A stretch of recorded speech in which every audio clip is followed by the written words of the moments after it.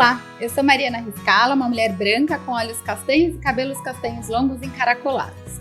Estou vestindo uma camisa jeans e um colete preto e estamos aqui no Innovation Center para mais uma edição do Consulta de Rotina. De um tempo para cá, temos ouvido falar mais sobre a endometriose, que é uma doença silenciosa e bastante dolorosa que pode trazer muitas dificuldades na vida de uma mulher. Para se ter uma ideia, de acordo com o Ministério da Saúde, 1 em cada 10 mulheres sofre com sintomas da doença e, em muitos casos, elas até desconhecem a sua existência. E para falar sobre esse tema, hoje eu tenho aqui comigo a doutora Eliana Duarte, chefe e coordenadora do Serviço de Endometriose de São Paulo e ABC Paulista da AMIL, e a Andressa Barbosa, analista de comunicação do United Health Group Brasil, que vai contar um pouquinho da sua experiência com a doença. Sejam muito bem-vindas, meninas. Obrigada pelo convite para falar sobre um assunto tão presente, tão importante, né? E pelo canal que vocês estão abrindo para que a gente possa divulgar, né, para muitas mulheres sobre essa patologia, para que elas possam realmente se cuidar um pouco melhor e talvez diagnosticar a própria doença, né?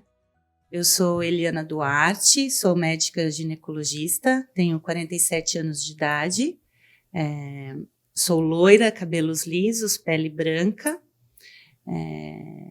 estou vestindo uma blusa vermelha, uma jaqueta jeans com rosas vermelhas, em homenagem à Rita Lee. E é um prazer estar aqui com vocês nessa manhã para falar sobre esse assunto tão importante. Obrigada. Obrigada pelo convite, é um prazer estar aqui com vocês. Eu me chamo Andressa Barbosa, sou uma mulher negra, tenho cabelos e olhos castanho escuro, estou utilizando uma camiseta marrom, um blazer creme e brincos azuis. Obrigada, gente. Doutora, para a gente começar, o que é a endometriose? A endometriose, meninas, é uma doença que é caracterizada pela presença de células endometriais, que são células que normalmente estão localizadas dentro do útero, né? E a endometriose se caracteriza pelo deslocamento dessas células ou a presença dessas células em outros lugares, que a gente chama de ectópicos, né, por não ser um lugar comum de se encontrar, portanto fora do útero, e dentro da cavidade abdominal, muitas vezes em outros órgãos também. Essas células, elas começam a ter um comportamento parecido com as células de dentro do útero, né?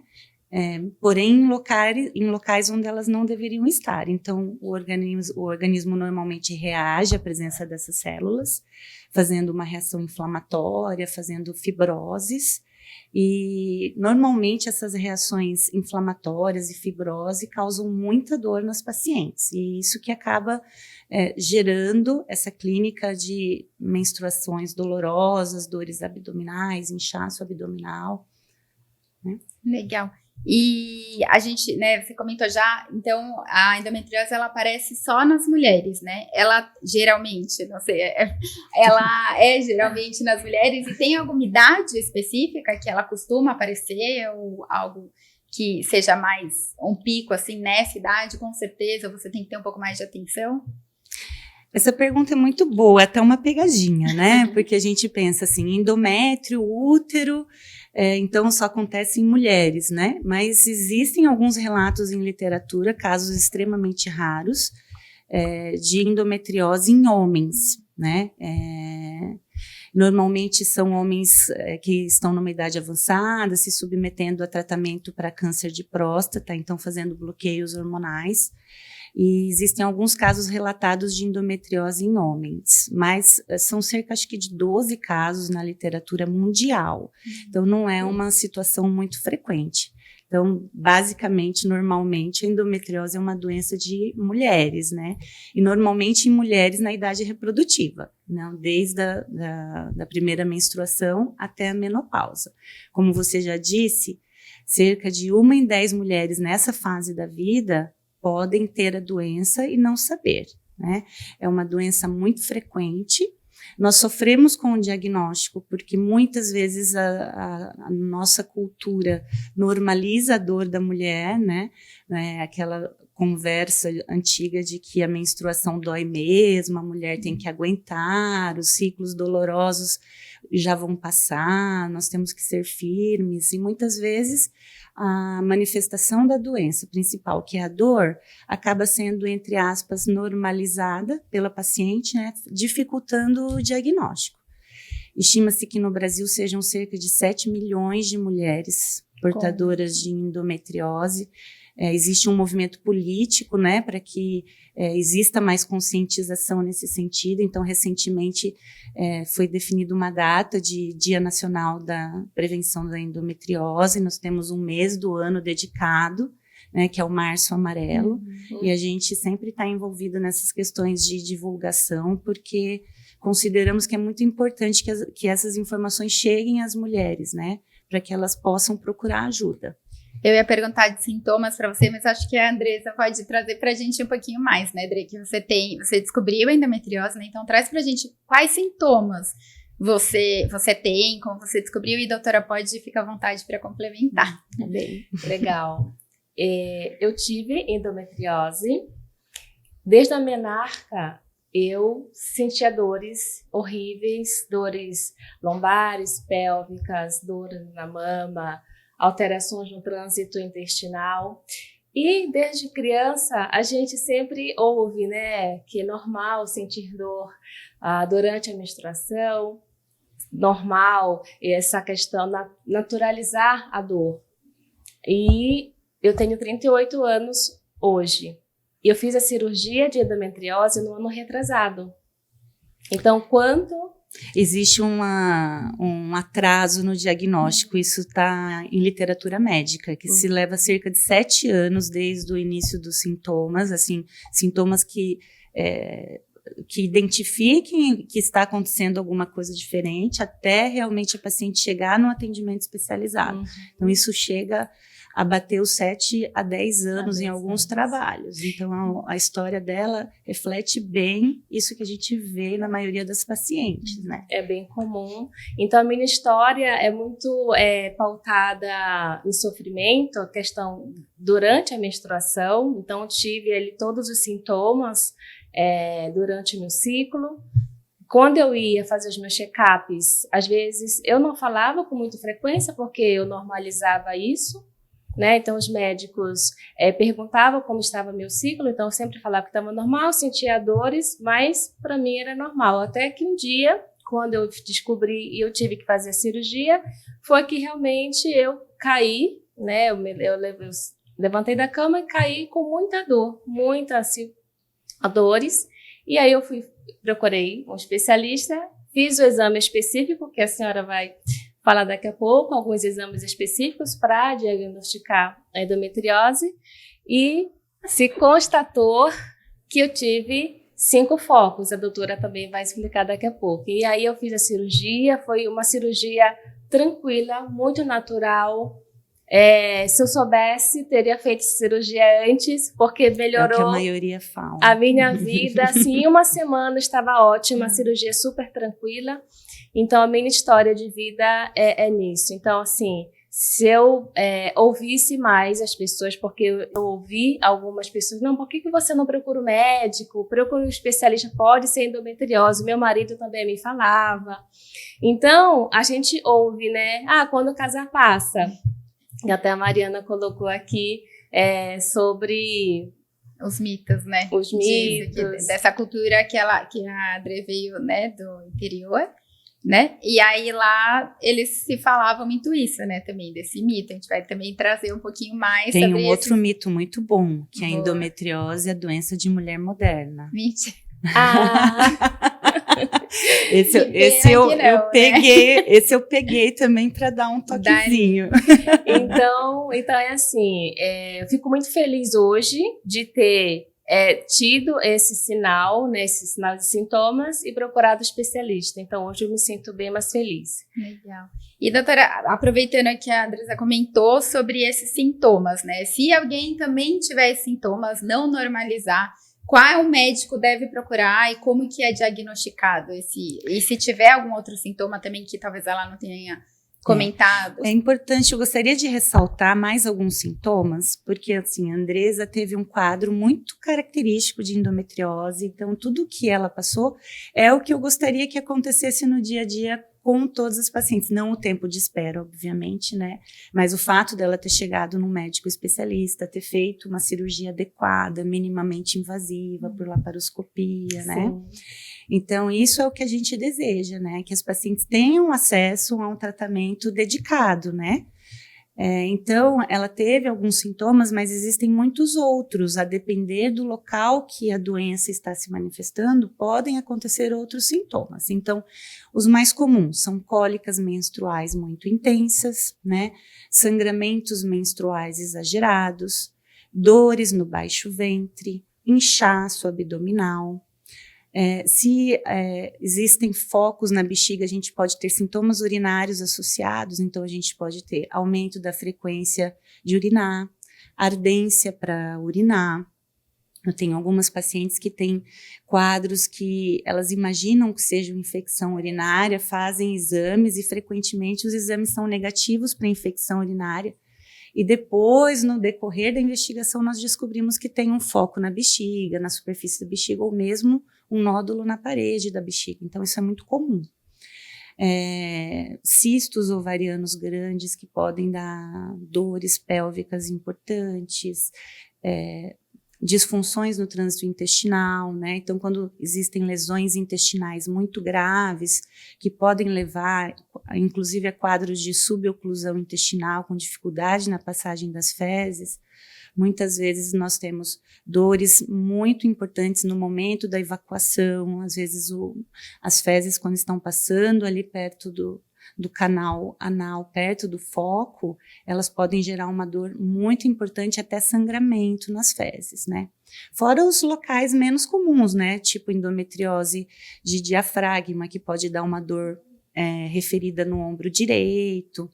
Então, a depender da localização, os sintomas são os mais variados, né? Mas quanto mais disseminada a doença, maior número de sintomas, né?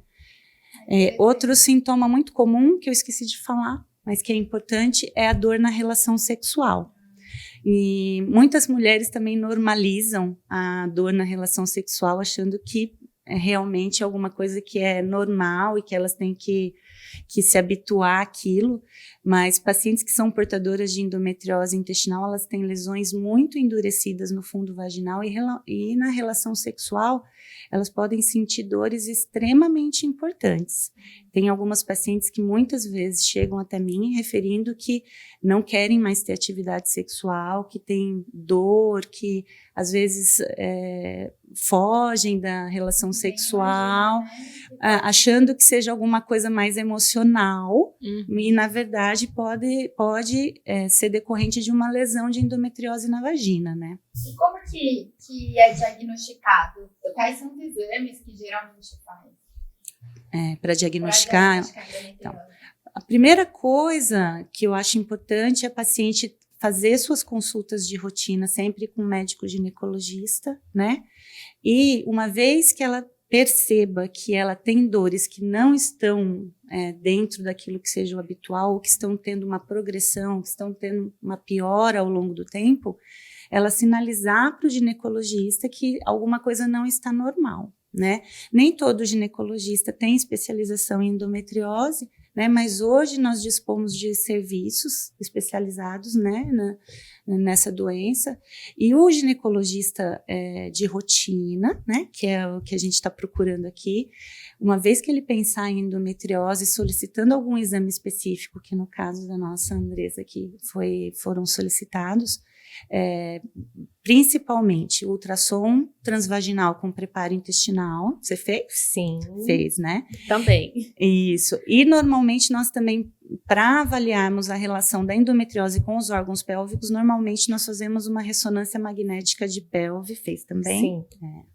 A ressonância é um exame muito interessante porque ela mostra muito a relação dos órgãos genitais femininos com os outros órgãos ao redor, que são muito próximos, e com né? preparo também, né, doutora? Isso. E a ressonância hoje em dia está atingindo um grau assim, de especialização nesse sentido que os serviços que fazem normalmente esse exame, eles fazem já um preparo todo especial.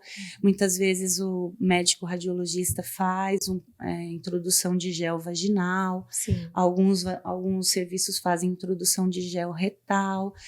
Tudo a depender de como está sendo avaliada a pelve naquele momento e para tentar realmente ver se existe algum espessamento na parede da bexiga, algum espessamento na parede do intestino que possa levar a algum grau de obstrução intestinal, espessamento no fundo da vagina, né? Então, o gel vaginal ajuda muito a ficar evidente, principalmente o fundo vaginal ali em pacientes que sentem muita dor, para ver se tem focos ali no fundo vaginal e nos ligamentos uterossacros, que é um lugar muito comum e responsável por dor na relação sexual. E doutora, tem graduação de endometriose? A senhora comentou antes, profunda, superficial, tem alguma graduação ou tipo de endometriose? Existe sim, existe uma graduação entre leve, moderada e profunda, né? Então, basicamente, a gente caracteriza isso baseado naquilo que a gente vê de sintomas da paciente, naquilo que a gente encontra nos exames de imagem também. Então, a superficial seria mais aquela relacionada ao peritônio pélvico, foquinhos bem diminutos, pontiformes, em vários locais, mais disseminado, mas de tamanho menor. A moderada, a gente incluiria aqueles casos de endometriose que tem os cistos ovarianos maiores, né? Comprometimento de órgãos ali próximo do útero, tubas, né? E a profunda seria lesões de endometriose mais relacionadas à invasão de outros órgãos ao redor, tipo invasão do intestino, invasão da bexiga. No meu consultório mesmo, ontem, uma paciente que já é minha paciente e fez cirurgia recentemente falou: doutora, minha filha sente muitas cólicas. Você acha que é possível que ela tenha algum grau de endometriose? Eu falei: acho sim, traga ela na próxima consulta. E ontem elas passaram comigo, a filha trazendo a ressonância com uma endometriose leve retrocervical, mas ela tem 15 anos, começou a menstruar há 2 anos. E ela pode ficar estagnada, essa endometriose, ou ela vai aumentando? Porque, por exemplo, ela já tem com 15 anos. É importante essa descoberta precoce, é fundamental, né? Por isso que não é para normalizar, né, os sintomas, que a gente costuma normalizar. Então, essa descoberta precoce, aí qual é o próximo passo, por exemplo, né? Se a gente descobre isso precoce, a gente sabe que tem tratamento, ela tem uma cura. Isso. A endometriose, ela tem uma cura cirúrgica, mas ela também é uma doença celular, né? Então, muitas vezes durante a cirurgia, a gente não vai ter aquela ideia de que está conseguindo tirar todas as células, até porque a gente não consegue enxergá-las, né? Não temos olhar de microscópio ainda. Mas na cirurgia nós conseguimos tirar aquelas lesões macroscópicas, que a gente fala que são aquelas lesões que a gente consegue ver a olho nu.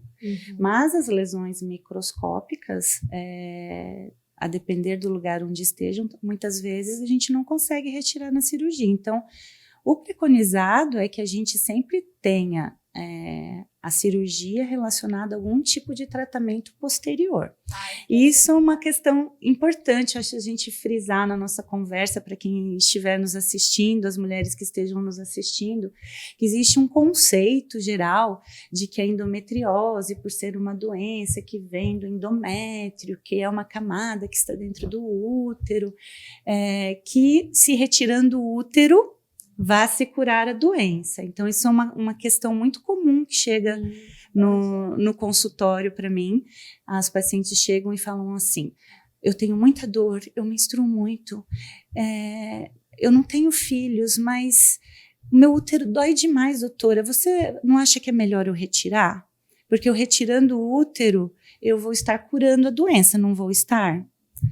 Infelizmente, nós não estamos curando a doença quando nós tiramos o útero, porque o útero é tão vítima da endometriose quanto os outros órgãos, né?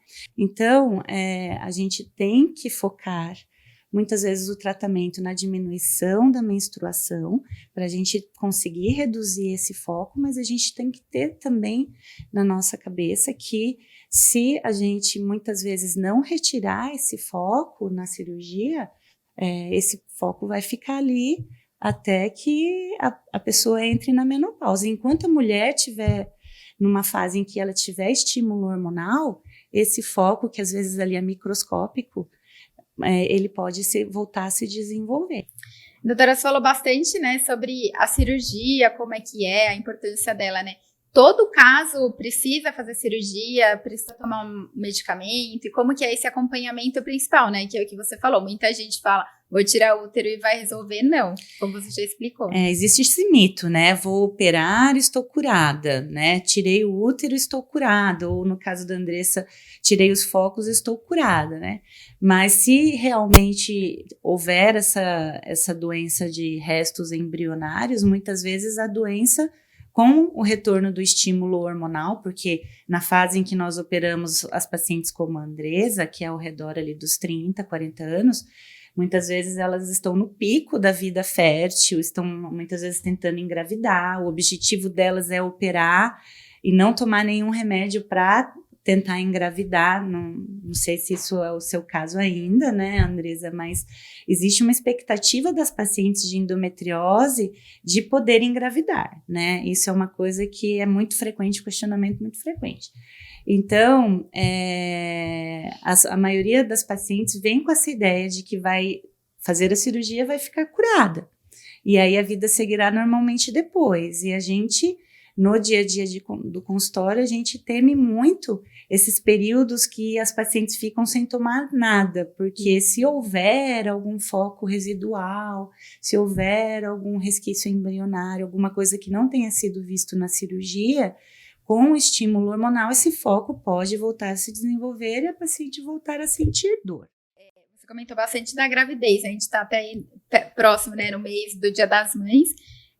Muita gente não sabe, mas a endometriose pode ajudar a não conseguir engravidar? Pode ser uma das causas de não conseguir engravidar, de ter um aborto espontâneo? Como que funciona? Como que ela pode prejudicar? E se às vezes a mulher nem sabe que tem endometriose e não consegue engravidar, pode ser uma causa? Isso, uma ótima pergunta, porque é uma dúvida muito frequente das pacientes.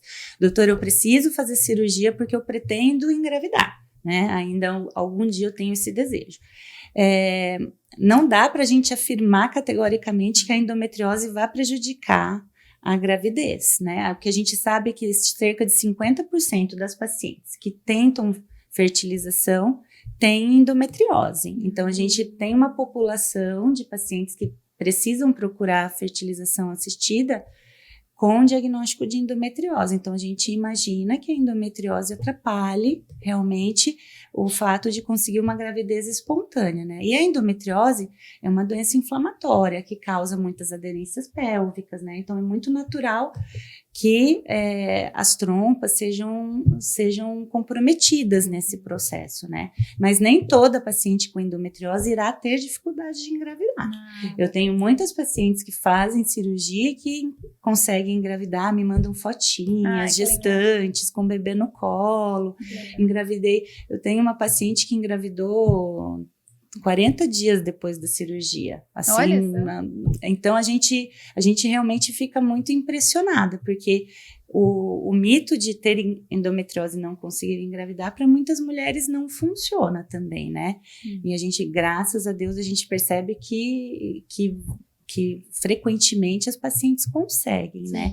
Mas a endometriose, quando está muito avançada, com um processo inflamatório pélvico muito intenso, ela pode realmente prejudicar na implantação do bebê. Você comentou, Mariana, que uma dúvida sua se a endometriose causaria aborto, né? A endometriose, ela não causa aborto, tá? O que a endometriose pode causar é uma dificuldade no encontro do óvulo com o espermatozoide na região da trompa, se a trompa estiver distorcida, né? Se a trompa estiver obstruída pelas aderências, então ela pode interferir nesse aspecto. E também eu não comentei antes, mas vou aproveitar que me recordei agora e acho importante compartilhar com vocês. A endometriose, ela pode estar dentro do músculo do útero também. E nesse caso, ela não se chama endometriose, ela se chama adenomiose. É como se as células do endométrio começassem a entrar dentro do músculo. E aí, frequentemente, a portadora de endometriose, que por definição é fora do útero, ela pode também ter essa célula no músculo do útero. E a adenomiose, ela dá muito inchaço no útero, faz o útero ficar maior do que o tamanho normal e dá muita menstruação exagerada, frequentemente desde a adolescência. Então, quando a paciente tem endometriose, a gente tem que fazer esse link com o útero, pensar na adenomiose.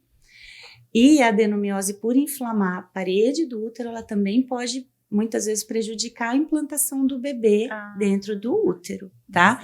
Mas uma vez o bebê implantado, grudadinho na parede do útero,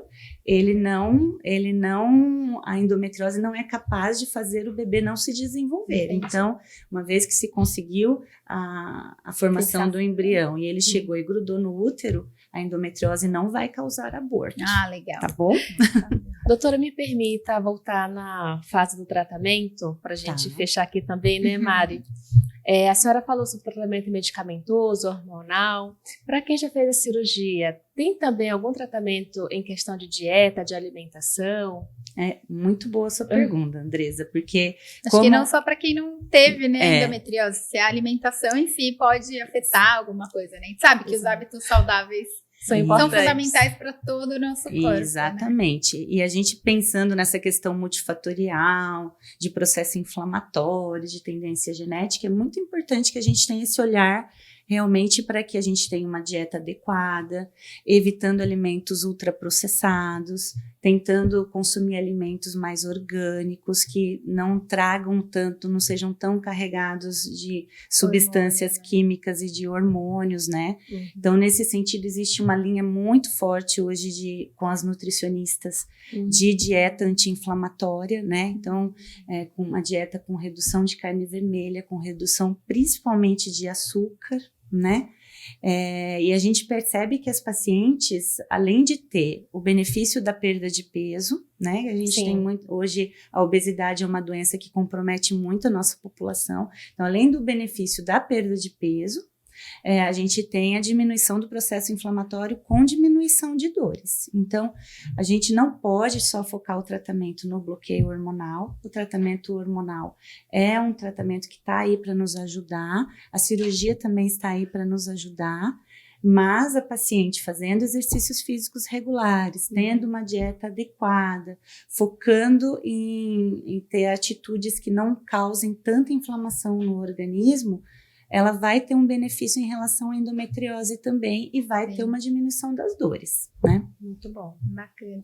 Bom, gente, acho que a gente falou bastante de todas, né? Tentamos abordar todas aqui. Claro que sempre é importante frisar, né? Que o que você comentou, o tratamento, os sintomas é individualizado. Cada mulher sente, né? Cada menina nova.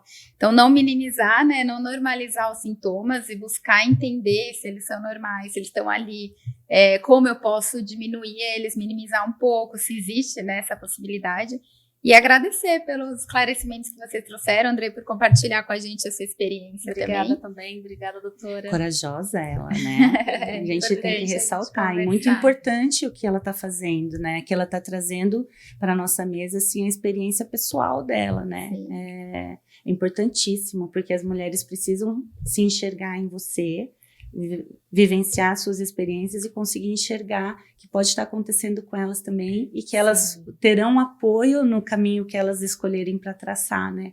Porque nós, como médicos, eu me enxergo muito assim, que a gente tá ali para estar do lado, para amparar, para tentar ajudar nas aspirações, né? Nos desejos, naquilo que a paciente almeja, né? Então, acho que isso é o mais importante de toda essa conversa, né? E dizer que a cirurgia, quando bem indicada, ela traz muito conforto. Acho que a Andressa pode dar esse relato pra gente, porque a resposta que as pacientes têm depois da cirurgia é impressionante, né? É como se mudasse de vida. Né? Totalmente. Tem uma paciente que, semana passada, no ambulatório de endometriose da Mil, chegou para mim e falou assim: doutora, eu tô conseguindo sorrir novamente, porque eu só chorava, eu só tinha dor, e mesmo com a cirurgia, ela fez a cirurgia 15 dias. Mesmo com toda a dor da cirurgia, eu já estou me sentindo muito melhor do que eu me sentia antes. Eu acho que a Andresa passou por isso, né? Passei. E hoje, com certeza, ela está muito melhor do que antes da cirurgia. E consegue sorrir. Ai, sim, gente. Procura especialista. A minha vida mudou. Assim, estou hoje mais plena, mais feliz. As dores diminuíram muito. E é muito assim, Mari e doutora, conhecimento. Então, conselhos.